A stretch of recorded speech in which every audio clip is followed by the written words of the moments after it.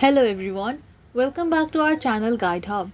In this video, I am going to show you how to add stickers in TikTok comments. Open your TikTok app. When you land on the home page, you will see videos. If you scroll up, then you can find other videos. If you look at the right side of your screen, you can see various icons. The circular icon is the comment section. Tap on it and the comment section will appear. If you tap on add comment here, you can type out your comment. If you tap on the smiley icon, you can select emojis from here. As you can see, there is no option of adding stickers in your TikTok comments. TikTok does not have add a sticker feature in certain countries, so what we can do instead is tap on the gallery icon here, and when our gallery will appear, we can tap the photos that best describes our mood and then send it.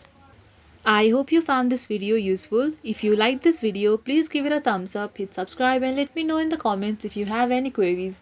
Thank you for watching.